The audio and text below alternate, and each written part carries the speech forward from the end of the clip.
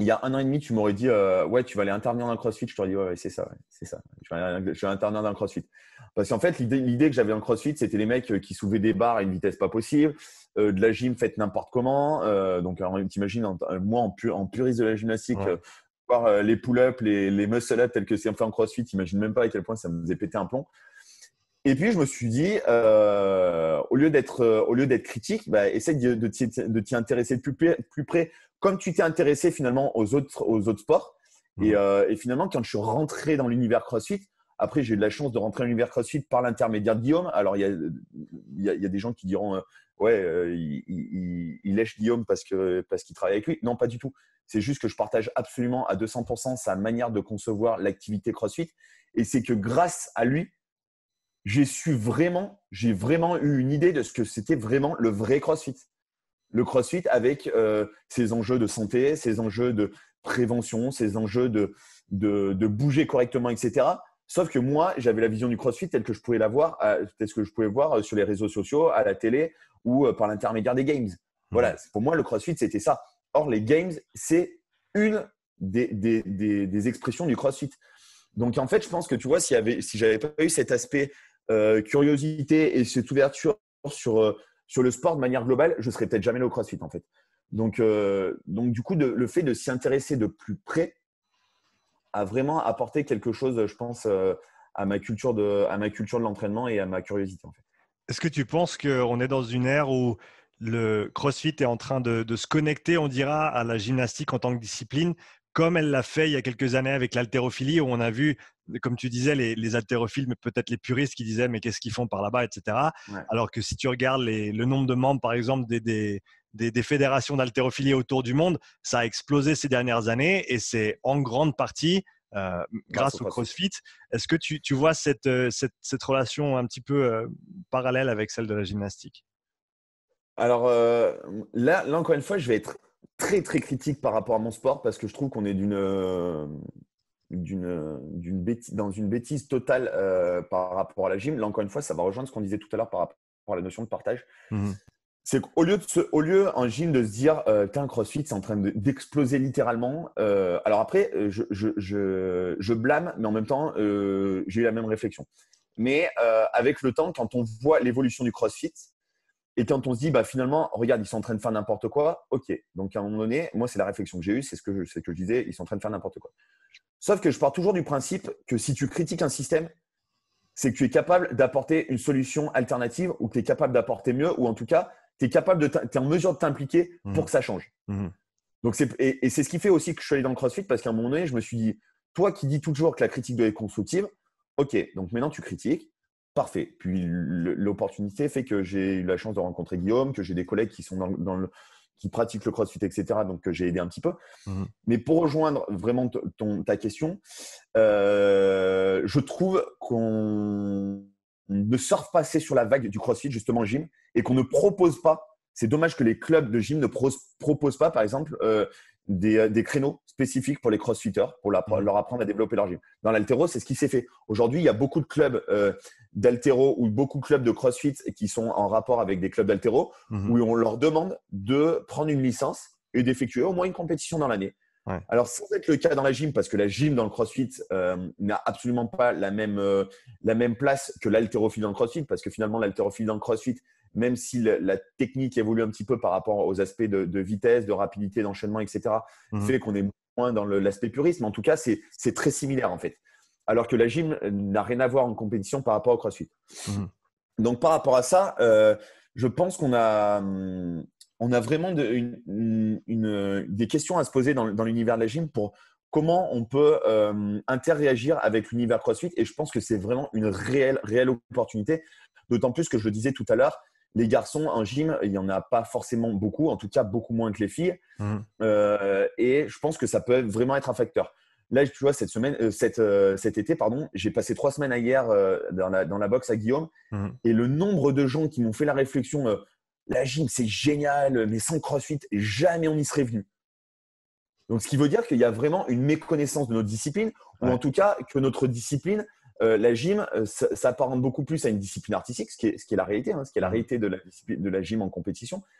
Mais du coup, je pense qu'il y a quelque chose à faire, il y a quelque chose à réfléchir dans le sens où la gymnastique, dans ses aspects très fermés, très rigoureux, doit s'ouvrir aux disciplines extérieures.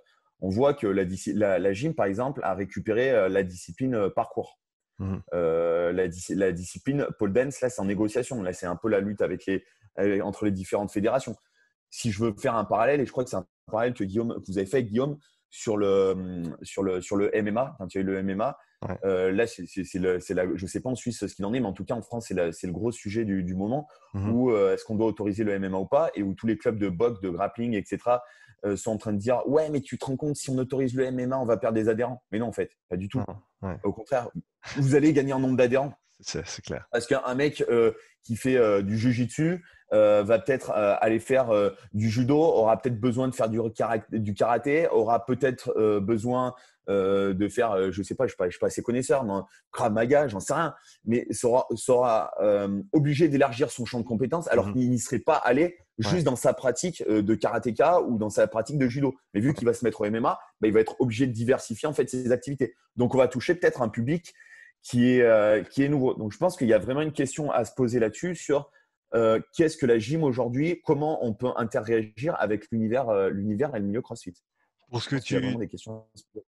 Par rapport à ce que tu disais avant en termes de cycle d'entraînement avec différents athlètes, etc., peut-être que c'est un petit peu pareil sur un niveau un petit peu plus global où on change un petit peu de cycle de manière générale et il y a les disciplines qui ont su s'adapter, par exemple l'haltérophilie, pour accueillir cette nouvelle vague de pratiquants potentiels grâce au CrossFit, mais qui a demandé bien sûr un ajustement parce que voilà, ils arrivent peut-être avec certains défauts techniques qu'ils n'auraient pas eu s'ils étaient arrivés sans le CrossFit, mais en même temps, ils seraient peut-être jamais arrivés si c'était Mais il pas ne au serait jamais travers. arrivé non plus. Ouais, exactement. Et donc, la nécessité de s'adapter à cette nouvelle vague, en fait, cette nouvelle ère, pour, comme tu as dit, en bénéficier plutôt que de fermer la porte et dire non, non, nous, c'est la gym, on reste comme ça, on ne touche pas au CrossFit. Et il faut vraiment essayer de faire le pont, quoi. Ouais, en fait, on veut tellement pas. Je pense que le milieu de la gym est tellement un milieu fermé où on veut tellement pas dénaturer notre discipline parce qu'il il faut bien se mettre en tête qu'il y a des gens qui découvrent la gym, mais il faut pas oublier que la gym est l'un des sports avec l'athlétisme les plus vieux de l'histoire du sport. C'est-à-dire que lors des premières Olympiades, des premiers entre guillemets Jeux Olympiques, la gym existait déjà. Et pourtant, ça remonte à l'Antiquité grecque. Je veux dire, voilà, tu vois, on est vraiment sur des centaines d'années, quoi. Sur des centaines, voire même des milliers d'années. Donc, je pense que ça, c'est vraiment culturel de vouloir fermer notre discipline et de se dire ouais, mais tu te rends compte, le CrossFit, ils sont en train de dénaturer. Mais non, mais en fait, ils essayent de pratiquer la gym à leur manière. Peut-être que justement, en allant à leur rencontre, peut-être en leur apportant de la méthodologie, peut-être en leur apportant de la connaissance, de la compétence, peut-être qu'ils vont être amenés à changer. Tu vois, cet été-là, j'avais des discussions avec des crossfitters et je me suis fait fusiller sur les réseaux sociaux.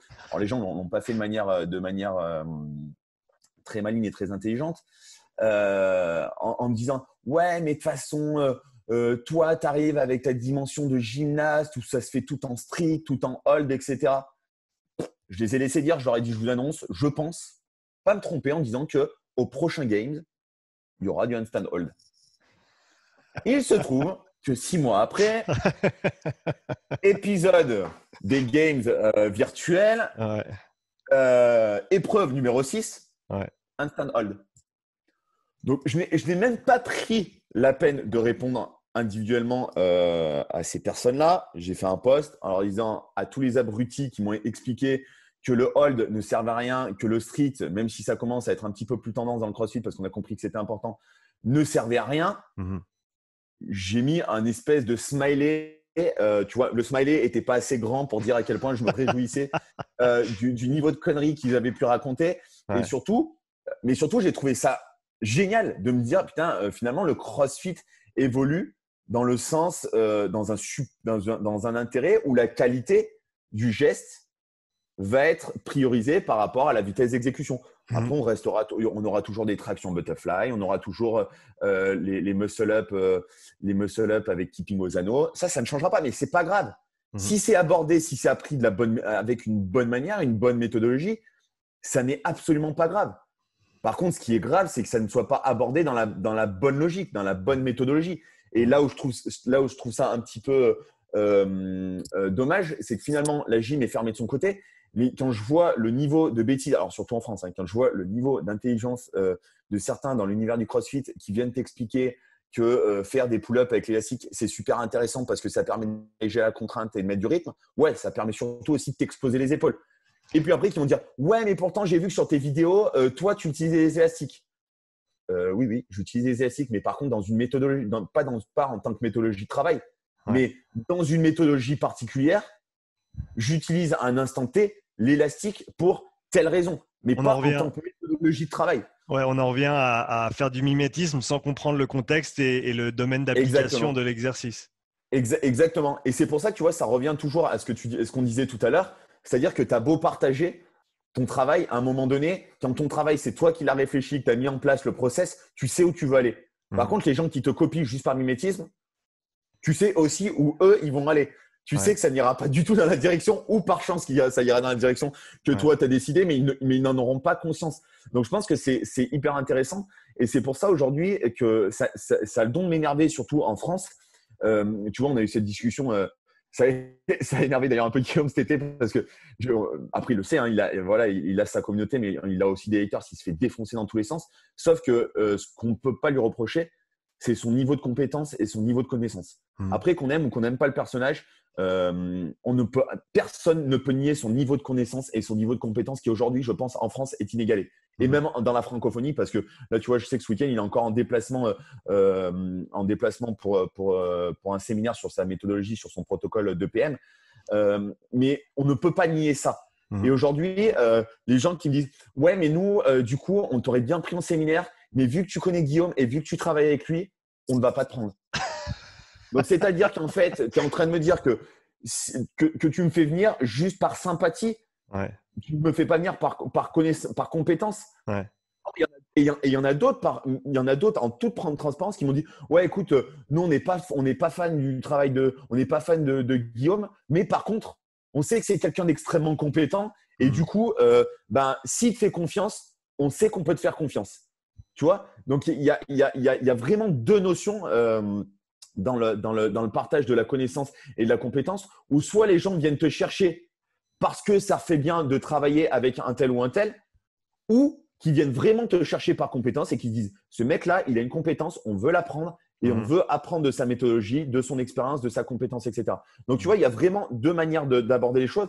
Mais je pense que le problème, c'est qu'en France, on est plutôt sur la première chose où les gens ouais, alors parce que lui, il travaille avec un tel, donc on va travailler avec lui. » Tu vois?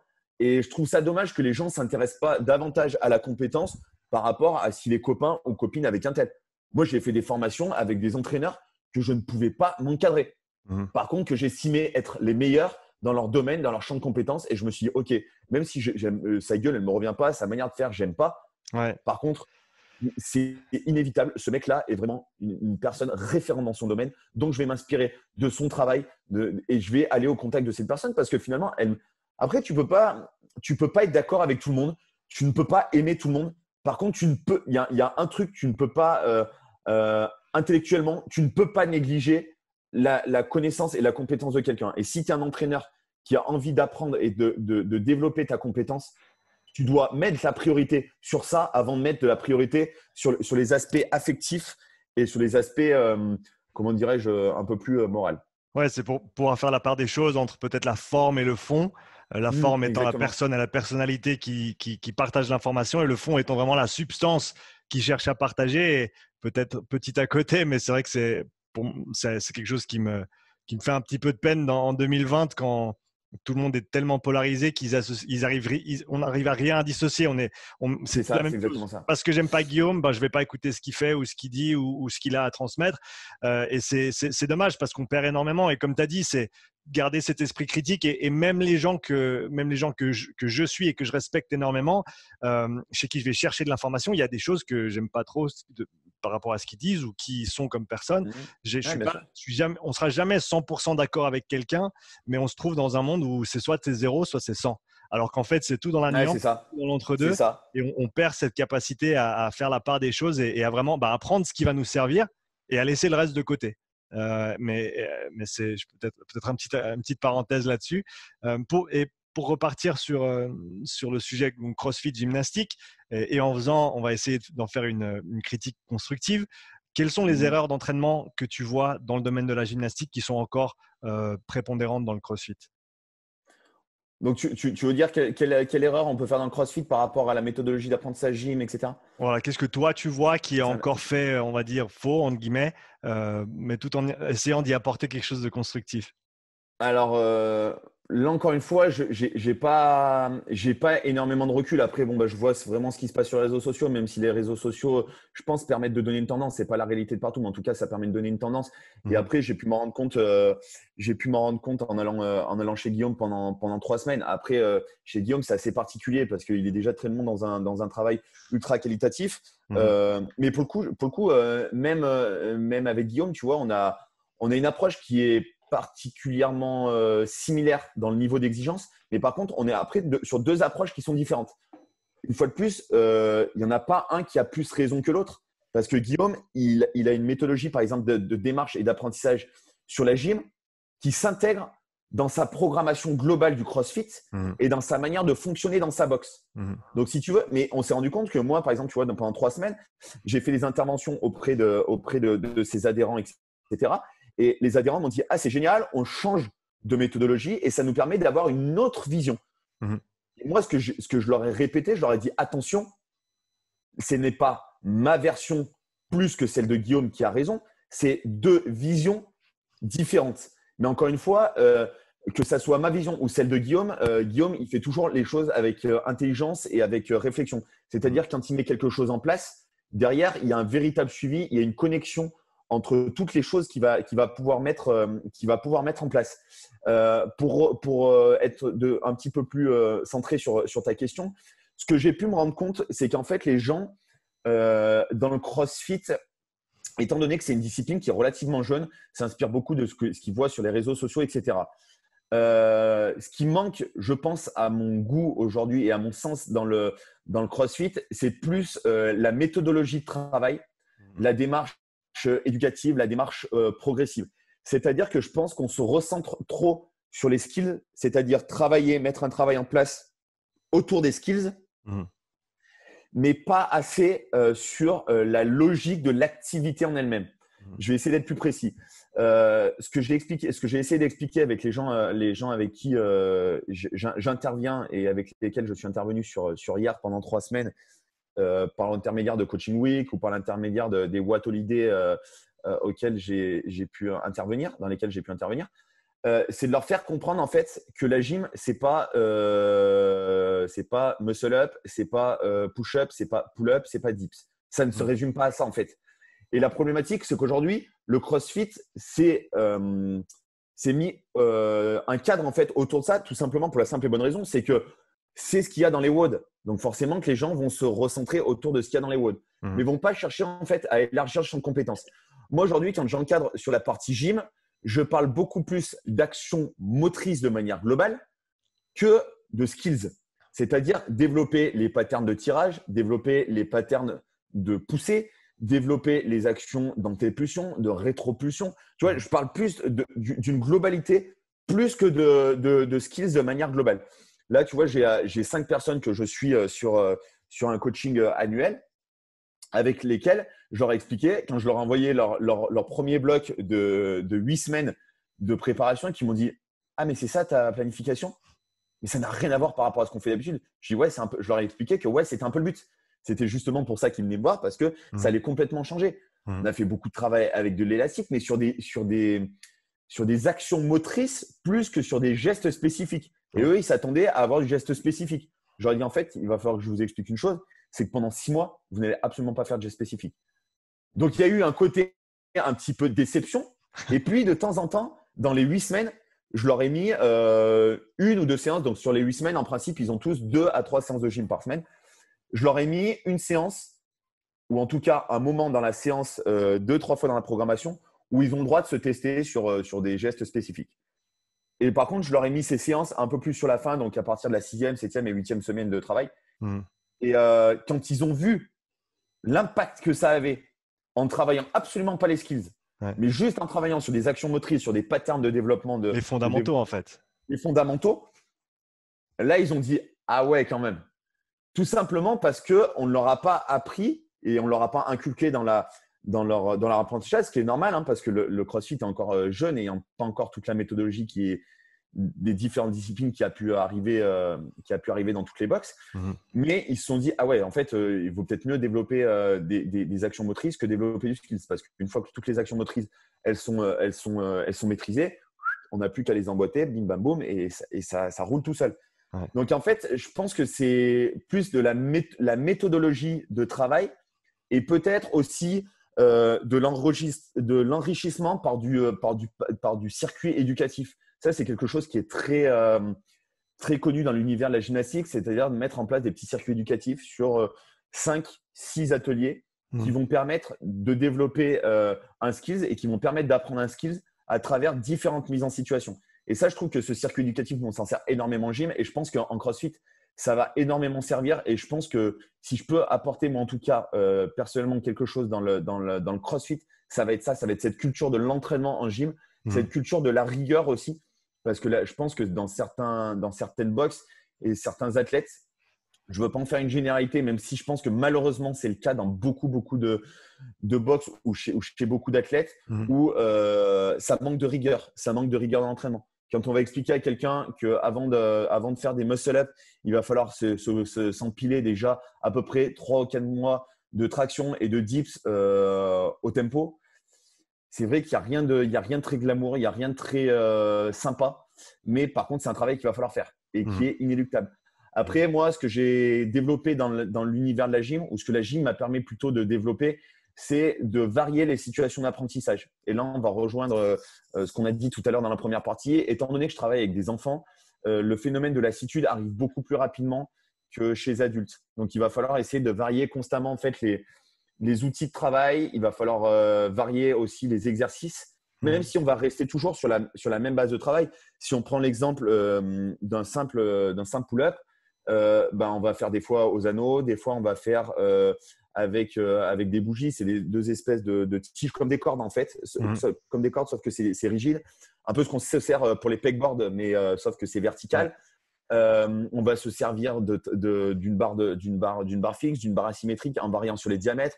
Là, il n'y a pas longtemps, je leur ai fait faire du travail de traction suspendu à des élastiques. Donc, c'est-à-dire, au lieu d'avoir un support rigide, on l'a fait sur un support mou avec une notion de rebond. Ouais. Ça permet d'apporter aussi un cadre un peu plus ludique et ça permet de rendre la préparation physique un peu moins monotone. Parce que va expliquer à un gamin à 8 ans que la préparation physique, c'est indispensable dans la gym et qu'il va falloir qu'il monte en haut d'une corde à 6 mètres, qu'il redescende jusqu'en bas. Il va te poser la question de à quoi ça sert dans la gym de faire ça. Une fois qu'il sera redescendu, qu'il aura serré un petit peu les jambes fortes à la corde, qu'il se sera brûlé, qu'il va falloir que tu le réexpliques, qu'il va falloir qu'il en refasse à peu près 100 durant toute sa saison, c'est compliqué. Donc Ouais. forcément qu'il va falloir arriver à développer des astuces d'entraînement, etc. Et je trouve que ça, la gym, pour le coup, c'est véritablement une mine d'or dans l'entraînement pour le CrossFit. C'est que dans le CrossFit, on parle souvent de variété dans l'entraînement.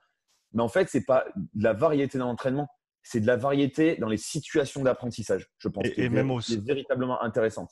et même au sein de chaque mouvement, si tu veux parler d'une Ouais, traction, par exemple, comme tu as c'est dit, ça. la variabilité que tu arrives à instaurer avec C'est les énorme. enfants au travers de ces différents, juste des outils différents, des situations différentes, ça donne une base de travail qui est tellement plus large ensuite pour faire monter cette pyramide plutôt que d'être juste, non, on fait juste des tractions à la barre Mm. fixe et c'est la seule chose qu'on fait en fait, alors que non, si on arrive à vraiment être large, non seulement sur les différentes compétences motrices, qu'on parle d'haltéro, de gymnastique, de monostructurel, mais C'est aussi ça. ensuite en plus macro, micro si on veut, sur chaque exercice, est-ce qu'on peut avoir un Mm. panel large si on parle d'un squat, est-ce qu'on peut faire un shrimp squat, est-ce qu'on peut faire un C6 squat, est-ce qu'on peut faire un squat avec une barre, avec un kettlebell, avec des haltères, Avec de toutes ces l'overhead, situations. etc. Exactement, ça Ouais, va. c'est Ouais. ce qui est hyper intéressant. Je me permets de rebondir sur ce que Vas-y, tu es en train vas-y. de dire. C'est justement la variété des outils dont on a à disposition dans l'univers de la gym. Tu as eu l'occasion de parcourir un petit peu mon profil et c'est pour ça qu'on a cette discussion aujourd'hui ensemble.